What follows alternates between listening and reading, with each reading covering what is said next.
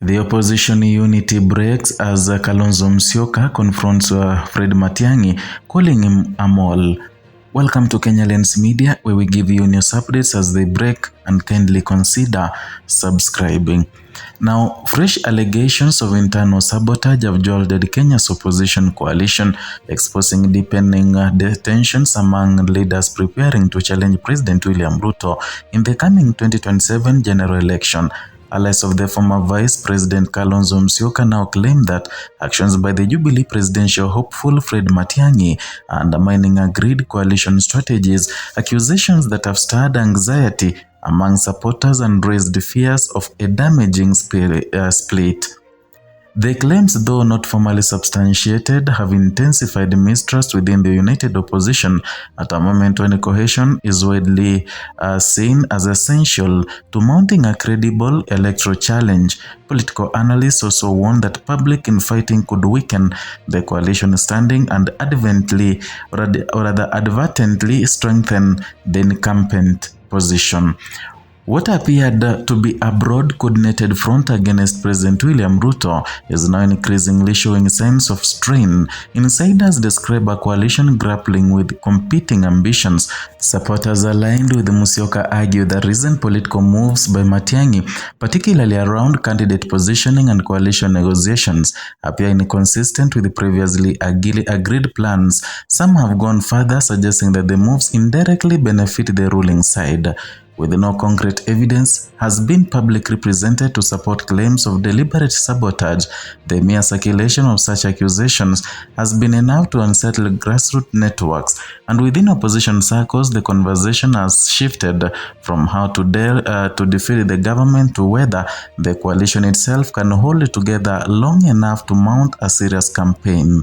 Matiang'i, known for his disciplined and often reserved political style, has not directly responded to the mole accusations, and his silence has created space for the speculation within, or rather with the critics interpreting it as in different ways. Supporters of the former Interior Cabinet Secretary argue that his actions reflect strategic independence rather than disloyalty.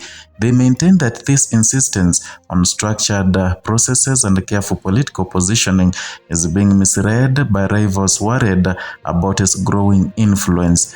However, skeptics within the coalition point to disagreements over candidate selection frameworks and the coalition planning a sense of deeper discord, and for them the issue is less about individual decisions and more about trust, a commodity that appears to be in short supply. Political observers note that the Kenya's coalition politics perceptions can be as damaging as proof, and once suspicion takes hold, it often reshapes alliances regardless of the underlying facts. The stakes surrounding opposition unity are usually high, and Kenya's recent electoral history shows that the fragmented opposition movements often struggle to defeat a well-organized incumbent. President Ruto's political machinery, built around the ruling coalition and extensive grassroots network, is already preparing for a 2027 contest. Any visible weakness among his challengers could provide a strategic advantage. Analysts emphasize three key risks posed by the current dispute. First, prolonged infighting could discourage undecided voters who typically favor stability and coherence. And secondly, grassroots mobilization efforts may slow if local activists lose confidence in the national leadership. And third, a light mistrust could trigger parallel presidential bids, splitting the opposition vote.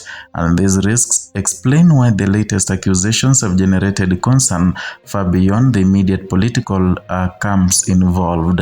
Kenya's opposition alliances have historically been complex and fragile, often bringing together leaders with different regional bases, political histories, and personal ambitions. In such coalitions, two pressures usually operate simultaneously: the collective goal of unseating the incumbent, the individual ambition of leaders seeking the presidential ticket, and when these pressures collide, mistrust tends to surface, and especially as election timelines draw closer.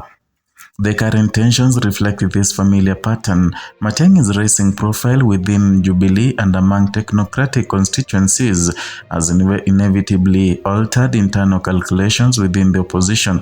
For Musyoka's allies, the concern appears to be whether coalition processes will remain balanced. For Matiang'i's supporters, the worry is whether internal resistance is being used to block his momentum.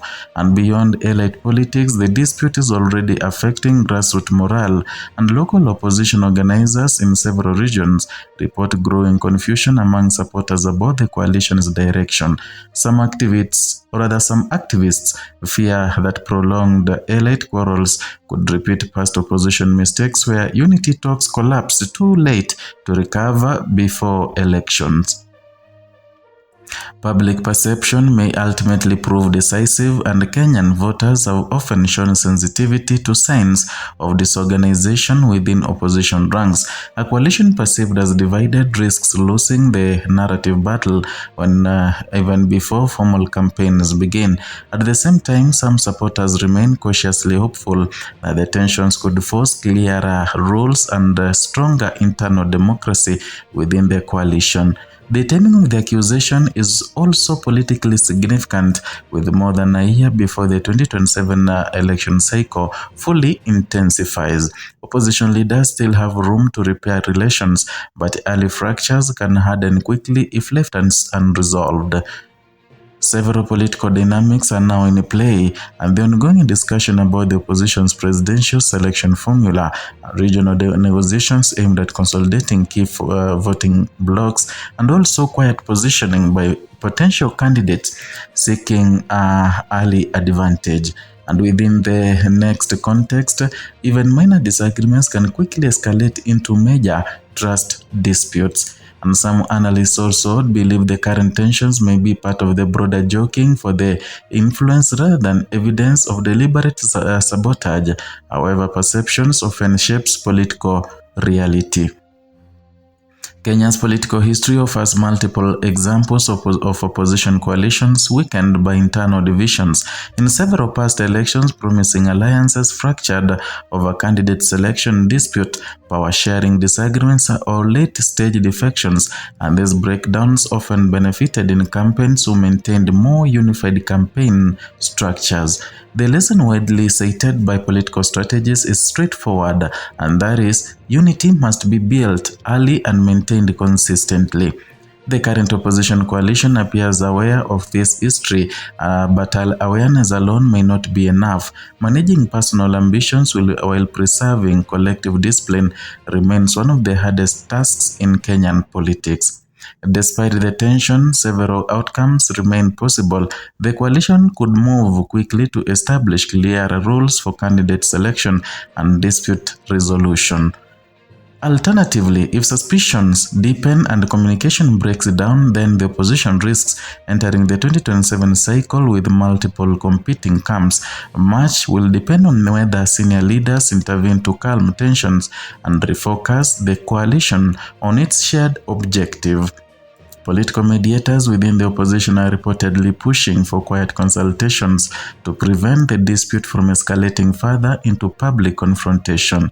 The emerging mistrust within Kenya's opposition is more than routine political drama. It is an early stress test of whether the coalition can maintain the discipline required to challenge an incumbent president in a highly competitive electoral environment.